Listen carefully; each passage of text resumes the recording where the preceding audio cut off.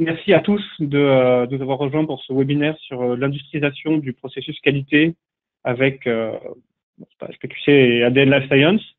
Donc comme je disais, je m'excuse, j'ai pas remis mon slide à jour. Ce n'est pas HP, donc Quality Center ou ALM est développé par Microfocus maintenant. Donc c'est juste mon slide qui n'est pas à jour. HP n'a plus rien à voir avec l'application.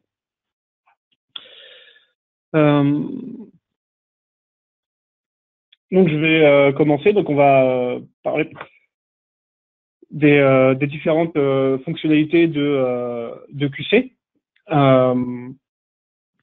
qui est donc un logiciel de gestion des tests. Donc on va pouvoir gérer nos tests, nos exigences et nos anomalies, donc tout le processus qualité qu'on peut avoir sur un projet d'implémentation logicielle. On va pouvoir tout gérer dans QC. Donc on va voir toutes ces différentes fonctionnalités et à chaque fois en fait on va avoir deux parties sur chaque module qui vont être pour parler d'une des fonctionnalités de base de QC en tant que gestionnaire de test qui va nous permettre de nous faciliter grandement la tâche pour de nombreuses phases du process qualité et aussi des particularités du template ADN Life Science. Le template ADN Life Science, c'est une surcouche qu'on a développée sur QC afin de rendre l'utilisation de QC compliant avec toutes les réglementations dont on peut avoir besoin dans un métier de validation sur les sciences de la vie.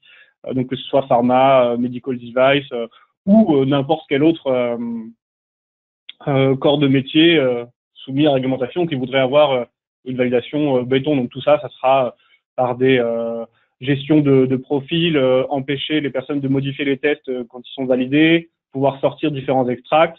Donc à chaque fois dans la présentation, je vais vous présenter les fonctionnalités de QC et les fonctionnalités du template ADN Life Science. Donc déjà, tout d'abord, pourquoi est-ce qu'on va avoir besoin de passer et d'industrialiser notre process qualité? Les problèmes qu'on va avoir sur les projets, c'est des points génériques, hein, mais on retrouve ça tout le temps. Généralement, on a des projets qui sont en retard, on fixe une date et on n'arrive jamais à la maintenir. À la fin, on est obligé de réduire le périmètre parce qu'on n'a pas pu tout développer, tout valider. On arrive en production, on a encore plein de soucis, des trucs qu'on n'a pas vus. On devrait mieux tester pour pouvoir s'assurer de tous ces problèmes. Mais les tests, ça coûte énormément d'argent. Tous ceux qui travaillent dans le métier du test pourront vous le dire. C'est très très très cher de bien tester une application afin d'être sûr qu'il ne nous reste aucun problème.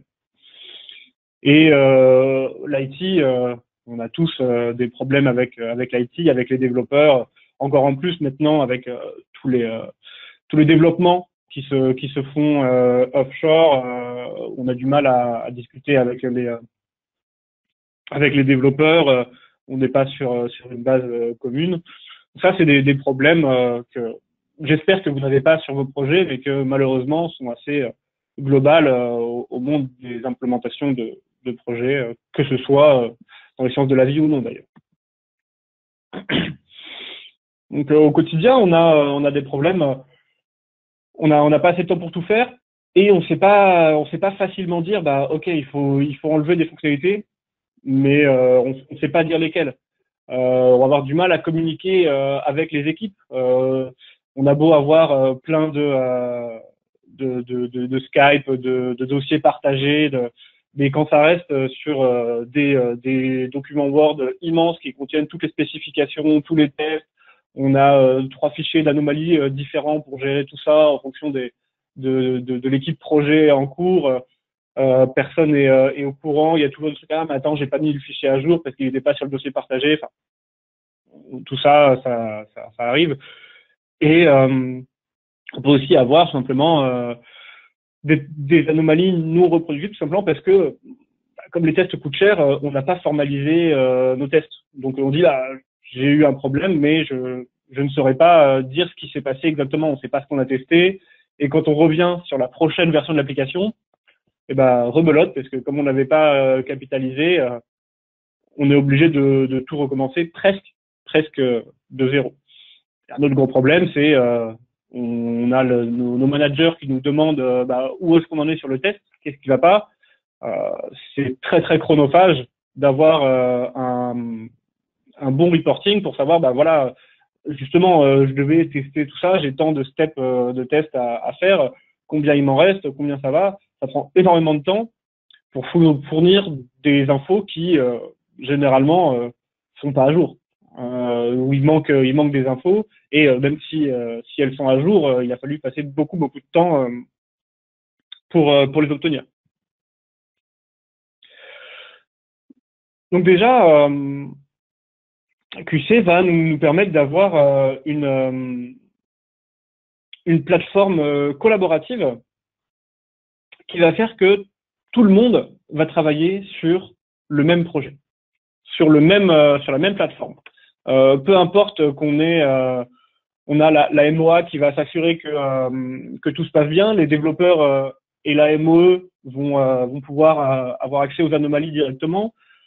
Si on a une tierce maintenance applicative, c'est pareil aussi, on peut leur donner accès et ils peuvent gérer les anomalies directement depuis l'application. Nos testeurs, évidemment, sont dans l'application de test. On va pouvoir ajouter, on n'en parlera pas dans ce webinaire, mais des tests automatisés ou des tests de performance, des tests de sécurité qui seront faits via d'autres applications qui peuvent être microfocus ou non. Mais ces applications vont s'intégrer parfaitement au gestionnaire de test qui est QC. Et on aura le chef de projet qui pourra se connecter, lui, juste en lecture, s'il veut, sur le projet pour avoir directement un reporting à jour, car tout le monde travaille dans la même plateforme. Donc, on va voir les fonctionnalités de QC. Alors, on va commencer par suivre comme si on était dans un cycle en V. Donc, on va commencer par les exigences. On gère toutes nos exigences directement dans QC. On est là, on va pouvoir avoir nos besoins utilisateurs spécifiés en exigences fonctionnelles. On a différents attributs qui vont nous permettre de gérer tout ça. Ça va, on va avoir on va faire une évolution du périmètre. Donc l'analyse d'impact, tiens, si je modifie telle exigence, quelles sont les exigences qui sont liées à cette exigence. On va pouvoir avoir un suivi direct des exigences. Pardon, je vais passer. Donc le suivi de couverture et d'exécution des tests. Je peux directement voir par rapport à une exigence, est-ce que les tests liés sont passés ou non. On va avoir un autre onglet ici, Linked Defects. Est-ce que j'ai des anomalies liées à cette exigence. Et donc voilà, on a plusieurs vues qui vont nous permettre de gérer tout ça. Donc nous, dans Data Science, ce qu'on a rajouté par rapport à ces fonctionnalités-là, on va vous permettre d'avoir un modèle de données qui est complètement défini. Pour savoir, je vais avoir beaucoup de liens dans mes différentes exigences, donc des URS, donc des besoins métiers, des specs fonctionnels, des risques, des tests. On fixe le modèle de données comme ça sur toute votre société pour tous vos projets. On a le même modèle de données. On laisse pas faire chaque projet un par un, et ça permet d'avoir une bien meilleure vision de tous les projets, si tous les projets ont la même façon de fonctionner. On va vous rajouter des différentes vues personnalisées qui vont vous permettre de travailler plus efficacement au jour le jour. Et on a directement des exports préconstruits, donc ils vont, donc ça c'est un fichier Excel qu'on voit ici, qui va nous sortir une matrice de traçabilité. Pour dire, bah voilà, moi j'ai travaillé dans l'outil, donc facilement via l'ergonomie de l'outil, j'ai pu créer différents liens entre mes objets. Ensuite, d'un point de vue réglementaire, je dois fournir la sacro-sainte matrice de traçabilité. Et là, une fois que j'ai travaillé dans l'outil, pas de souci. J'appuie sur un bouton et je génère automatiquement ma matrice de traçabilité que je peux mettre dans mon dossier de validation. Et j'ai pas de problème. Pour la prochaine version de mon application, très bien, je rajoute quelques liens, je modifie tout ça et j'ai juste à réextraire les données de l'application pour avoir une matrice de traçabilité à jour. On va aussi rajouter un mode de gestion du risque sur lequel on s'est basé sur le GAMP. Donc on peut directement dans QC de donner les informations de risque, donc on retrouve les habituels impacts, probabilité et détection. C'est suivi du GAMP 5. Vous n'avez qu'à remplir ces informations et le risque résiduel est automatiquement calculé. Alors ça sera très très intéressant parce qu'après, une fois qu'on est dans l'application, on pourra gérer par rapport au risque, facilement filtrer sur les risques les plus élevés et s'assurer que nos risques les plus élevés sont ceux qui sont bien couverts, qui ont de nombreux types de tests, que tout ça va bien. On a aussi développé chez ADN une bibliothèque de textes réglementaires. Donc, cette bibliothèque, on a mis juste des différents textes qu'on a importés, mais si votre bonheur n'est pas dans cette liste ou dans notre bibliothèque, on peut voir avec vous pour réimporter d'autres textes. Et ça vous permet directement dans l'application de s'assurer que vos risques couvrent bien toutes les exigences réglementaires qui s'appliquent à votre projet. Donc on a directement pour chaque exigence réglementaire, on va avoir un objet exigence que l'on pourra couvrir pour s'assurer qu'on a bien tout est bien développé, tout est bien compliant avec les réglementations.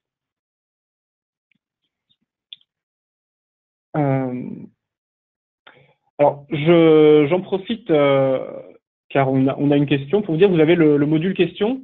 Vous pouvez poser les questions directement dans ce module et j'y répondrai pendant la présentation.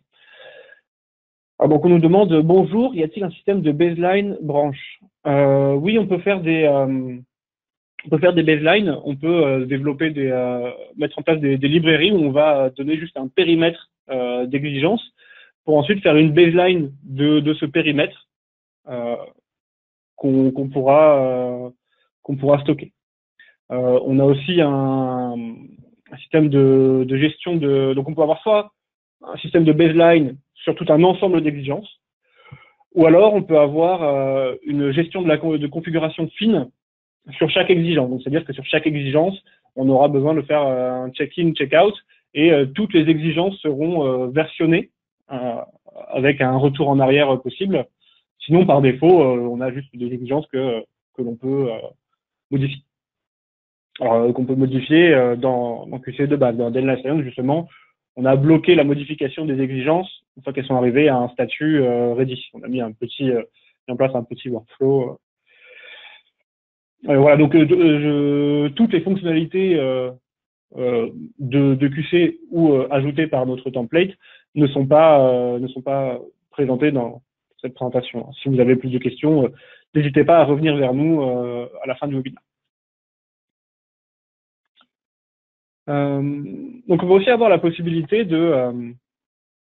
d'importer des modules de BPMN, donc des schémas de business process.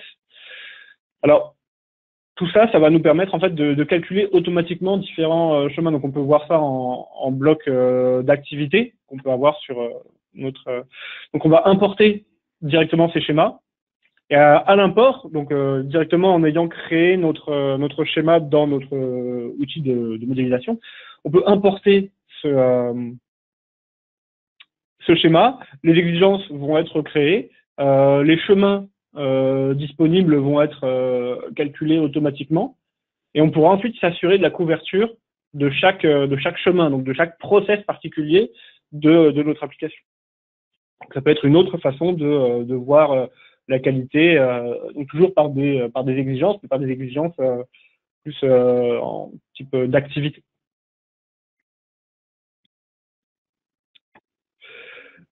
Donc on change de module. Avant tout, QC est un outil de gestion des tests.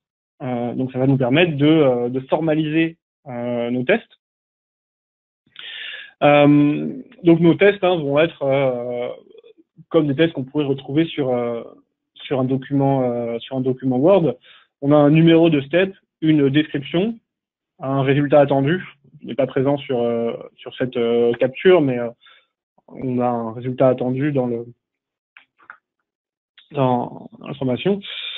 Et en fait, le fait d'avoir tous ces tests, ça va nous permettre de capitaliser très fortement sur le patrimoine de tests existant, surtout quand on va arriver à une nouvelle version de l'application. On va pouvoir récupérer directement tous nos tests qui vont être bien rangés dans QC. On n'a pas de souci.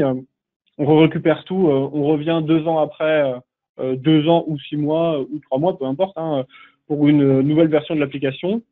On retrouve tout exactement là où c'était, et on peut reprendre le travail très facilement. Donc, je vous montrerai après. Quand on arrive aux campagnes de test, on peut très très facilement, si jamais on n'a pas eu beaucoup de modifications, qu'on veut juste refaire des tests de non-régression, garder nos tests tels qu'ils sont, et on relance tous les tests.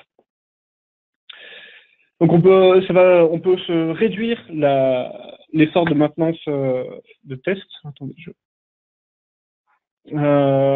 car on va, en fait, la façon dont on va écrire nos tests, plutôt que d'écrire un très gros fichier Word de 200, 300 étapes, ce qu'on va faire, c'est on va plutôt privilégier des petits blocs de tests qu'on va ajouter après qu'on va agencer dans un autre module de l'application. Et le fait d'avoir ces petites briques réutilisables de test, ça fait que quand on a une modification dans l'application, on va modifier que cette petite brique-là. Et par exemple, là on est sur une copie d'écran, on parle de book de gestion de réservation d'avion. L'écran pour réserver un billet d'avion, imaginons qu'il n'y a que celui-là qui est changé. Et pourtant, pour beaucoup de tests, on va utiliser ce même écran-là, qu'on pourrait tout à fait mettre sur n'importe quel ERP avec une création de commande. Si on modifie cet écran de création de commande et qu'on a utilisé le même test, la même brique de test de création de commande dans tous les process où on devait créer une commande, en le modifiant une fois, eh ben, j'ai fait le travail 15 fois, puisque j'utilise ce test-là 15 fois.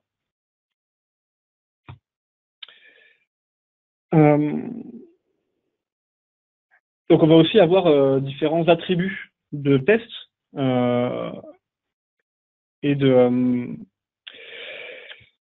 différents attributs de test. Donc typiquement, nous, on a rajouté un attribut pour parler du type de test. Pour pouvoir dire, bah voilà, est-ce que ça c'est un test de défaillance, un test nominal, un test de régression, un test de performance. Et tout ça, en fait, ce que ça va nous apporter, c'est on peut ensuite piloter les tests par les exigences. C'est-à-dire que si jamais j'avais un risque élevé, eh ben, je vais dire, bah, pour chaque risque élevé, je veux au moins un test de défaillance, un test nominal. Je veux un test de non-régression pour chaque nouvelle version si j'ai un risque élevé. Le fait qu'on soit dans une application, on pourra, à l'aide de vues que l'on a préconstruit dans le template Adyen Life Science, on pourra facilement voir, voilà, montre-moi toutes les exigences, tous les risques, tous les risques élevés qui n'ont pas au moins un test de défaillance. Et on peut dire, bah voilà, tant que je n'ai pas ça, je n'accepte pas ma validation. Et on a plusieurs vues comme ça qu'on pourra créer. On dit ça pour des risques élevés, mais même sans parler de risques, quand on fait des specs fonctionnels, très souvent, on va définir sur une spec fonctionnelle, est-ce que c'est une fonctionnalité standard, une fonctionnalité configurée ou une fonctionnalité développée. Toujours pareil, on peut définir par process dans votre entreprise ou pour tel projet, pour un projet GXP critique par exemple, toutes mes FS développées, sur celle-là, obligatoirement, il me faut un test de défaillance et un test de non-régression. On pourra ensuite facilement voir ça. Donc on a aussi mis pour les tests un petit workflow de test, c'est-à-dire que un test, avant d'être exécuté, nous on dit qu'il faut qu'il soit approuvé. Donc quelqu'un doit passer sur le test et changer le statut du test pour le mettre au statut ready. Tant que le test n'est pas au statut ready, il ne pourra pas être exécuté comme il faut. Enfin, c'est-à-dire qu'il pourra être exécuté pour vérifier qu'il marche, mais il ne comptera pas en termes de validation. Et une fois que le test est en statut ready, donc que quelqu'un est passé pour le vérifier, évidemment, le test devient en lecture seule. On ne peut plus le modifier à ce moment-là.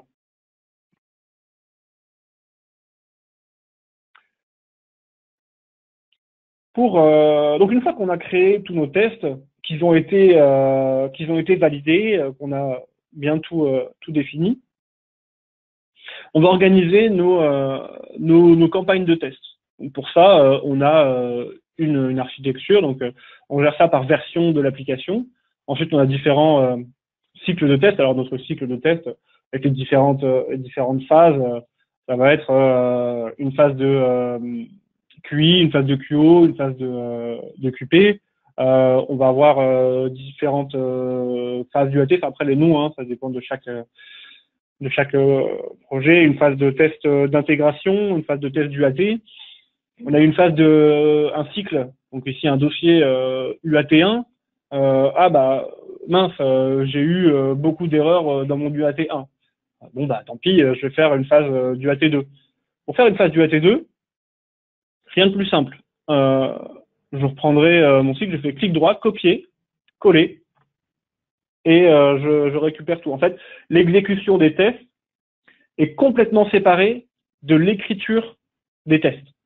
C'est deux modules différents. Hein. C'est le test plan où on va écrire les tests, c'est le test lab où on va exécuter les tests. Et dans les deux, en fait, on va pouvoir gérer facilement nos campagnes de tests.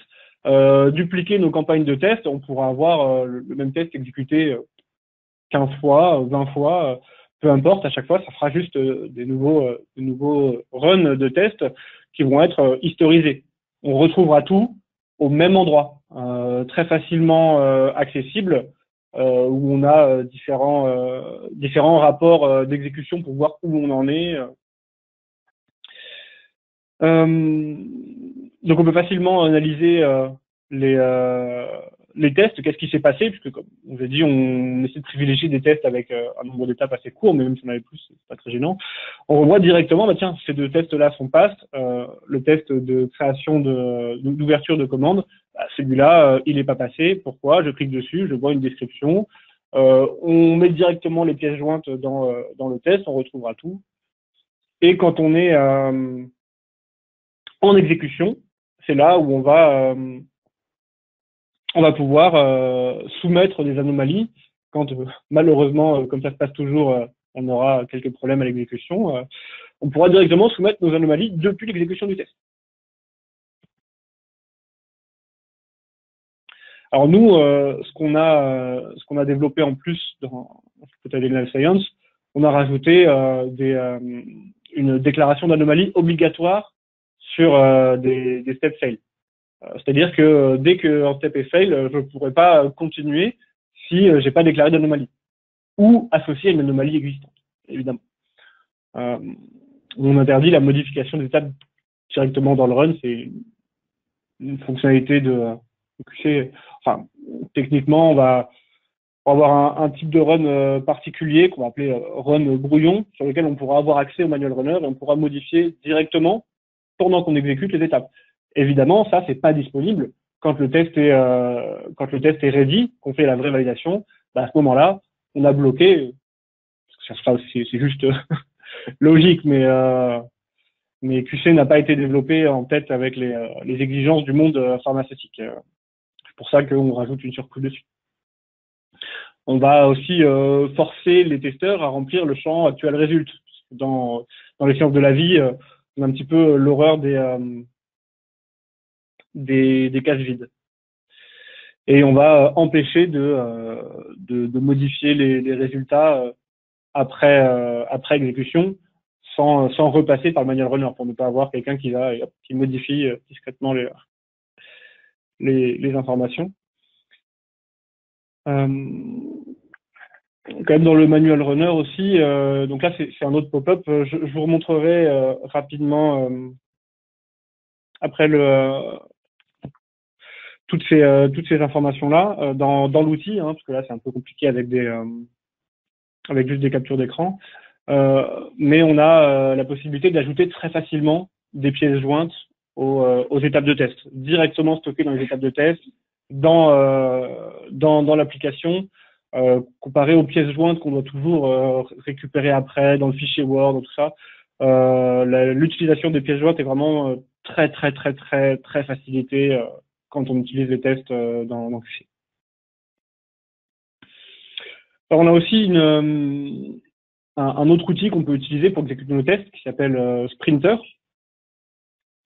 Alors Sprinter va avoir plusieurs avantages. Bah, déjà une interface un petit peu plus ergonomique pour l'exécution des tests, mais surtout il va avoir une fonctionnalité très très importante. C'est-à-dire que Sprinter, c'est un autre logiciel qu'on va complètement lier avec QC, hein, il ne sert à rien tout ça, qu'on va installer sur notre ordinateur. Et en fait, il va écouter nos actions. Donc, c'est-à-dire que quand je vais exécuter mon test, Sprinter va écouter toutes les actions que j'ai faites.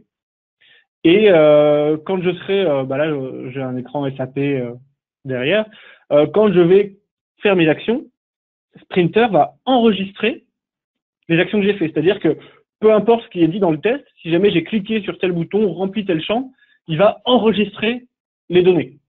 Et après, le développeur, il pourra aller voir directement qu'est-ce qui s'est passé.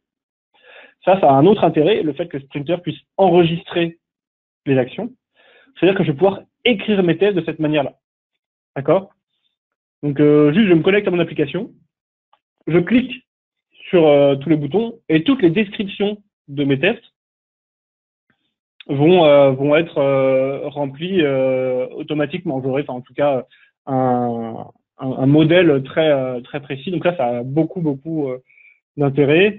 Il y a quelques astérisques à l'utilisation de Sprinter, bien évidemment, mais globalement, ça marche plutôt très bien et ça permet d'avoir, si on a l'application déjà disponible pour l'écriture des tests, ça donne beaucoup de facilité pour l'écriture des tests, qui nous permet du coup d'avoir un key user qui est expert dans le métier, exécuter le test une fois, et ensuite un autre utilisateur un petit peu moins expert qui pourra finaliser la rédaction du test. Et comme ça, on prend moins de temps pour le key user. Donc on arrive à la partie de gestion des anomalies. Donc on a dans les derniers modules de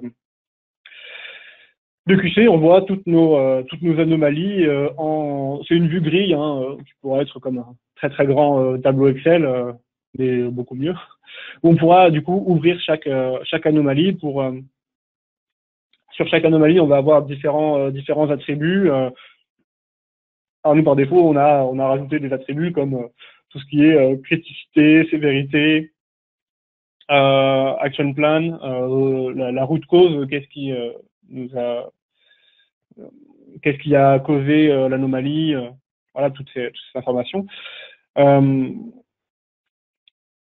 Et donc, ces anomalies-là sont directement liées à l'exécution du test. Et ça permet d'améliorer la communication avec les développeurs. C'est avoir un outil de tracking d'anomalies, mais qui est directement lié au test et qu'on peut aussi directement lier aux exigences. Tout est lié, tout le monde travaille dans le même outil. Donc nous, ce qu'on a rajouté sur ça, c'est un workflow d'anomalies, donc sur les différents statuts. Bon, je vais pas parler du workflow très longtemps, mais typiquement, enfin voilà, quelqu'un va vérifier que l'anomalie est bien une anomalie, on l'ouvre, le développeur travaille dessus, il peut proposer de la rejeter ou non. Il dit qu'elle est solvée.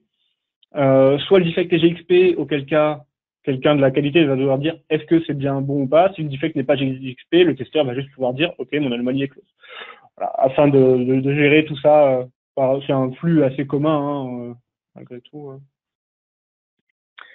Donc on a aussi rajouté tout un système de gestion des rôles pour que chacun soit à sa place dans le projet, donc des rôles plutôt classiques au vu de l'application, donc un rédacteur d'exigences, rédacteur de tests, le testeur, qui est la personne qui va pouvoir gérer les tests, le test manager qui va gérer tous les templates, les favoris, le workflow des anomalies, le développeur qui résout les anomalies, et le responsable qualité qui sera là pour l'analyse de risque, toutes les informations GXP, qui clore les anomalies et vérifier tous ces tests.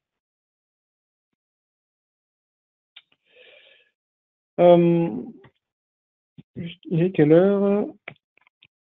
Il est 11h06, très bien. Il n'y a pas une autre question, je vais prévoir passer. Je peux ouvrir. Non. Ok, pardon. Donc, un outil de reporting, on va pouvoir gérer des graphes de progression, des graphes en barre. On a aussi la même chose en camembert pour tous les objets. C'est-à-dire qu'on va pouvoir gérer ça sur les tests, sur les anomalies, sur les exigences, la couverture, les tests non couverts, les tests, les exécutions qui ont eu des anomalies de niveau de criticité sévère, qui ont des anomalies GXP. On pourra facilement gérer tout ça et partager très facilement les reportings. Par exemple, j'étais chez un client, ce qu'ils faisaient, c'est ils avaient un certain set de graphes qui s'étaient mis dans un dashboard et tous les matins, le chef de projet prenait son graphe, il l'imprimait et il collait ça sur le tableau commun et du coup tout le monde pouvait aller voir directement imprimer la vision du jour des anomalies, de la couverture des tests, des exécutions. Ça,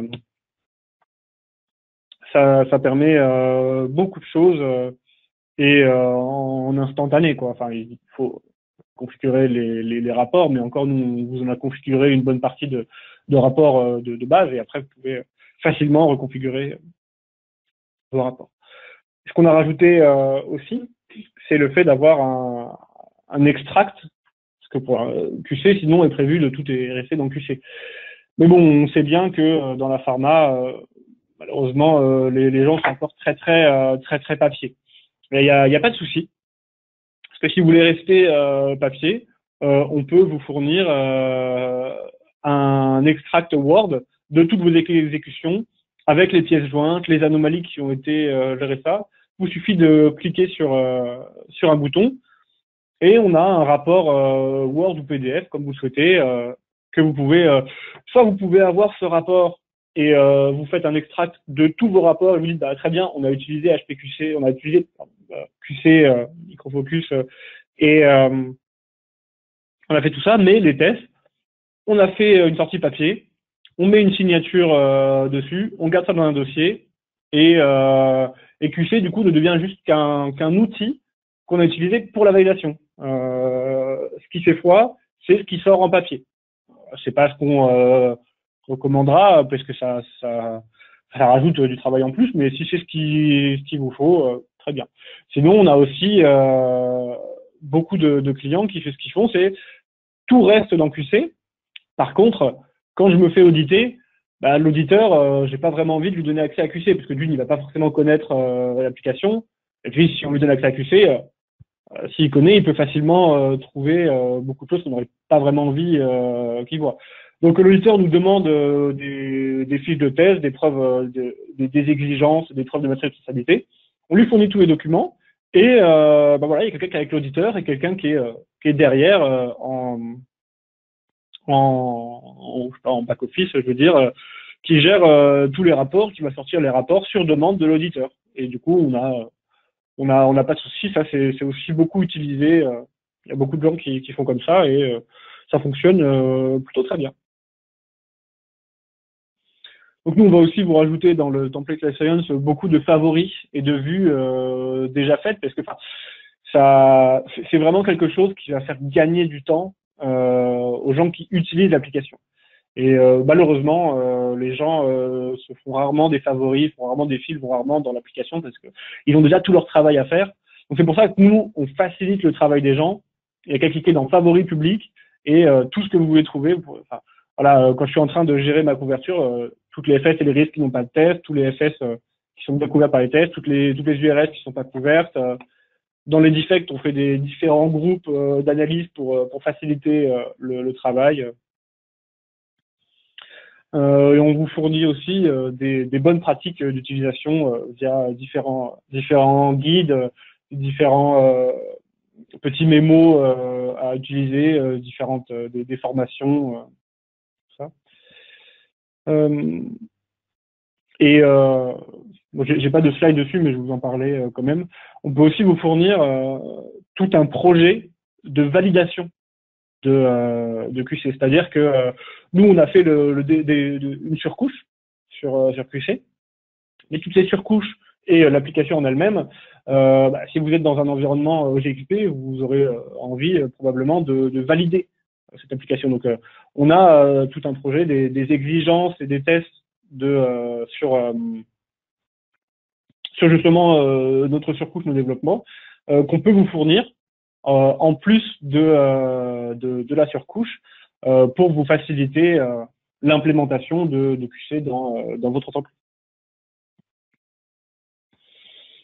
Voilà, on va pouvoir partager directement en web en fait des KPI, des graphiques depuis l'application.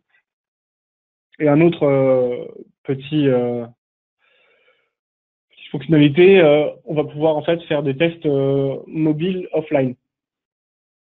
C'est-à-dire typiquement, comme monsieur qu'on voit sur la photo, je dois aller dans un site de production sur lequel j'ai pas accès au réseau.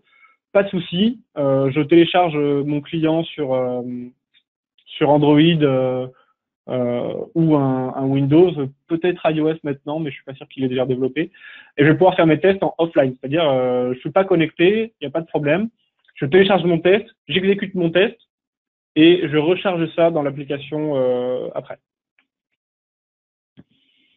Comme ça se présente comme ça, hein, voilà, on a des tests hors ligne.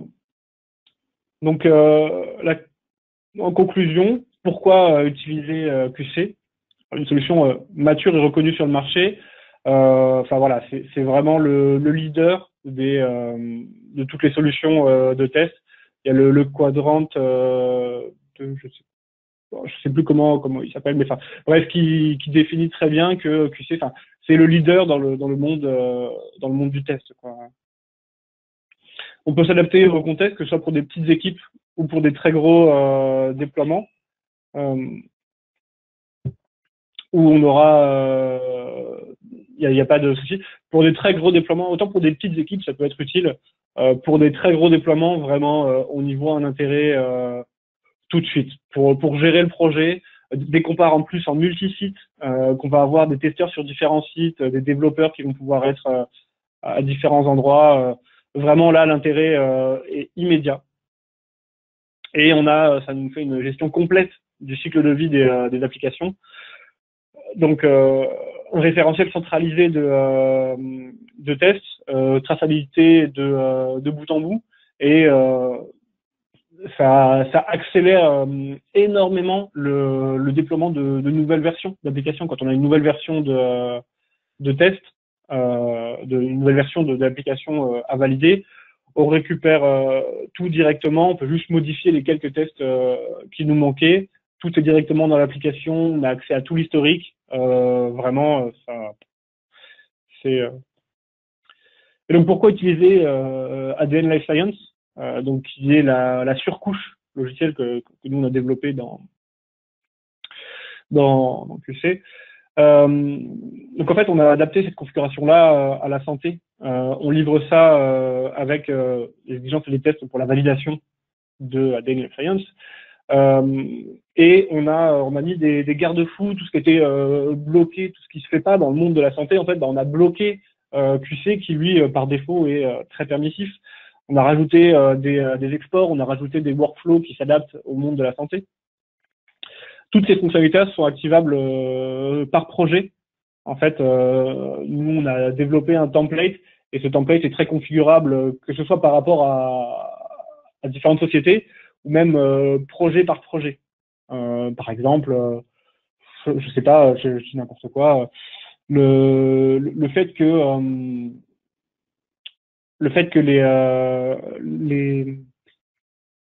on a des différentes solutions sur les tests qui sont GXP, par exemple. Un test GXP, si jamais nous ce qu'on a dit, c'est si on a une étape fail, on peut pas continuer après. Ça, certains projets pourront vouloir cette fonctionnalité, d'autres non. On peut le configurer. On a fait ça de façon à pouvoir le configurer très simplement avec des booléens. Et vous, si vous n'avez pas pour vous lancer sur QC, ça vous permet de démarrer très facilement parce qu'on va vous accompagner donc déjà avec une implémentation qui est déjà prête. Vous avez déjà les favoris, déjà des différents trucs, et on vous accompagne, on vous forme, on vous donne toutes les bonnes pratiques pour vous lancer directement et ne pas juste avoir une bonne idée, passer à un processus qualité plus industrialisé. Et au final, on s'est lancé tout seul, et en se lançant tout seul, finalement, on se rend compte qu'il y a plein de problèmes, et au final, ça tombe un peu à l'eau, et on fait comme on faisait avant, avec des tests en Word, des fiches anomalies suivies sur des Excel, sur des SharePoint partagés, et tout le monde n'a pas forcément partagé, ou alors on partage tout ça par mail, et on ne retrouve jamais les problèmes. J'imagine des choses que beaucoup d'entre vous doivent déjà connaître. Quelqu'un a répondu à ma question. Donc le quadrant dont je parlais, c'était le Magic Quadrant de Gartner, qui place QC vraiment dans le cadran en haut à droite, donc plus efficace et plus développé, plus intégré sur le marché. Et je pense que QC mérite cette intégration-là par le Magic Quadrant de Gartner. Donc on va lancer un sondage. Si vous avez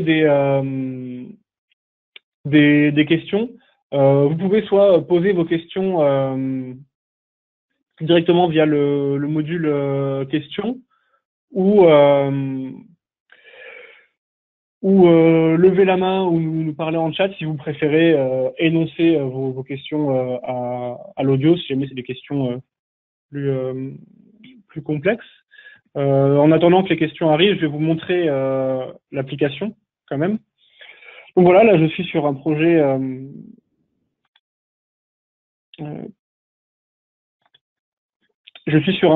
de QC.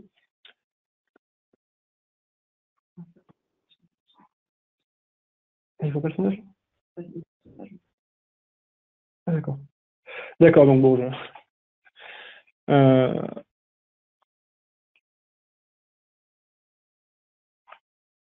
d'accord, donc dans les résultats du sondage, pour l'instant, ce qu'on voit, donc beaucoup de personnes n'ont pas encore de projet d'implémentation logicielle en cours. Alors après, justement, QC, ça peut servir, même si vous avez des projets qui vont venir plus tard, ou des projets récurrents. Pour les personnes qui ont des projets de prévus, ce que je vous conseillerais, c'est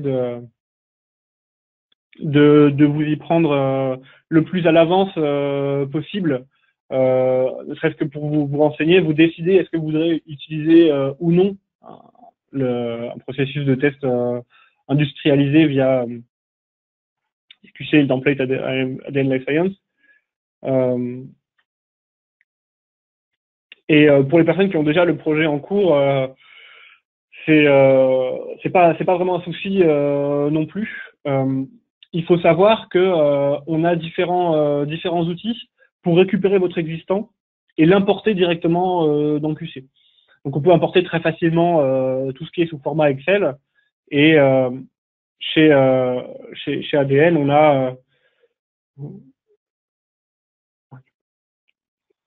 et chez ADN, du coup, on a d'autres possibilités pour importer vos documents, même vos fichiers Word, vos fiches de test ou vos exigences. On peut travailler avec vous pour commencer déjà à récupérer tout votre existant, parce que forcément, on a déjà tout un existant.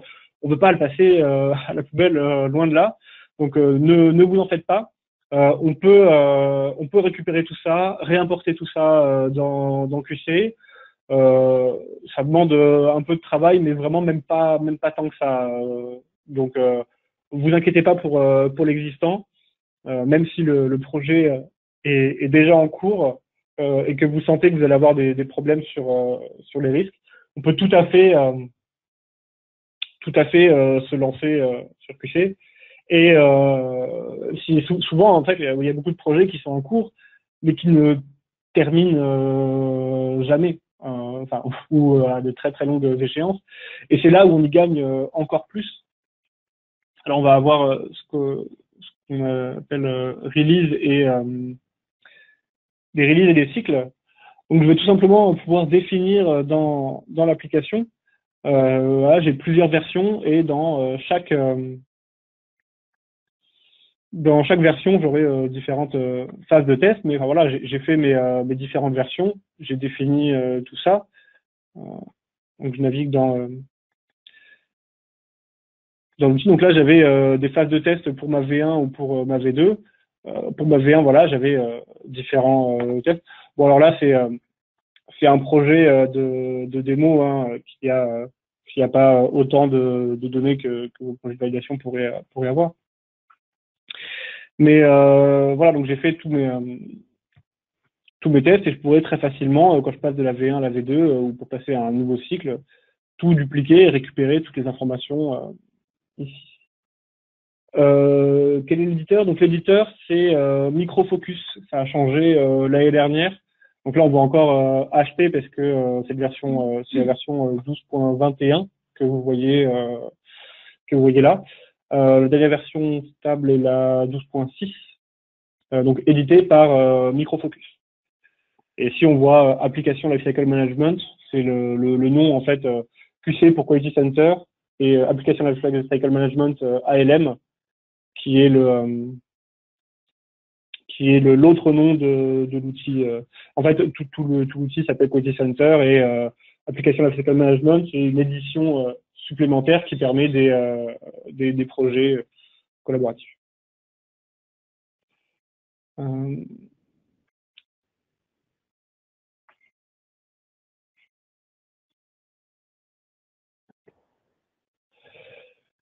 Donc, pour vous reparler rapidement de tout ce que je vous ai montré, pour revoir sur l'application. Donc, j'ai différents modules sur la gauche. Donc, on retrouve le module Requirement, le module Testing, les defects. Donc, dans le module Requirement, j'ai différentes vues. Donc là, moi, je suis sur une vue d'arborescence qui va me permettre de voir toutes mes FS, URS, mes différents risques. Donc, ce dont je vous parlais, on a des favoris. Donc, moi, je veux un favori, par exemple, là, tiens, je vais voir toutes mes URS qui ne sont pas couvertes par des FS. Voilà. Et là, je vois directement, ça m'affiche, bah voilà, ah bah tiens, j'ai cette URS-là, j'ai un problème. Je peux l'ouvrir directement, voir toutes les informations de mon URS et aller chercher. Donc dans test, dans Requirement Traceability, je vais pouvoir rajouter les informations de couverture sur sur cette exigence.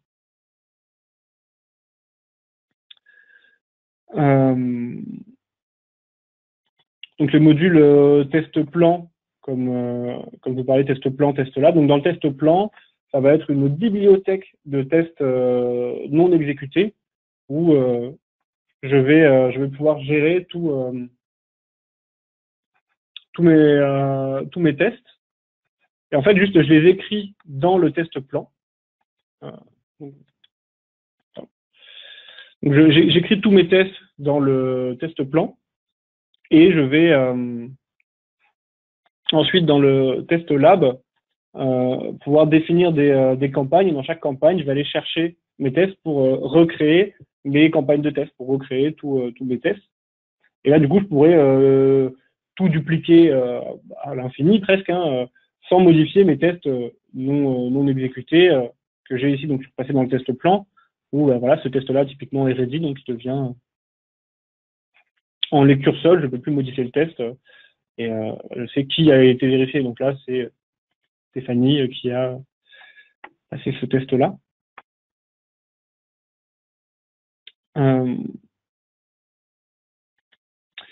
Voilà. Donc on voit tous les tests. On peut avoir des vues, donc une vue qui s'appelle Live Analysis, où je peux voir directement en fait d'un coup d'œil par rapport au dossier que j'ai sélectionné. Voilà, quelles sont mes instances. Là, j'en ai 2 fails, 5 code completed, une paste. Je vois directement les informations.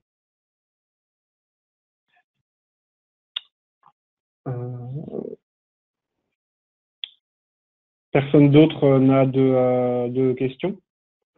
Monsieur Quentin, peut-être, si vous voulez prendre la main, si tu peux lui autoriser le son, ça sera plus simple pour les questions. Bonjour. Bonjour. Vous m'entendez? Oui. Ok. Alors, j'ai plusieurs questions, mais la question sur les baselines, donc merci pour la réponse, mais j'avais besoin d'un peu plus d'informations sur celle-là. La question, c'est la suivante. Si on a besoin de modifier une version antérieure, une version qui a été baselinée antérieurement, sans modifier tout ce qui a été changé depuis, donc imaginons qu'on soit en version 2.0 aujourd'hui et qu'on a besoin de modifier le dossier du 1.0 pour créer une 1.1. Sachant qu'entre-temps, on a modifié la traçabilité, rajouté des requirements, peut-être supprimé des requirements, modifié certaines exigences, etc. Est-ce que l'outil permet de le faire? Non, pas de base. D'accord. De base, non. On pourrait avoir ça si on.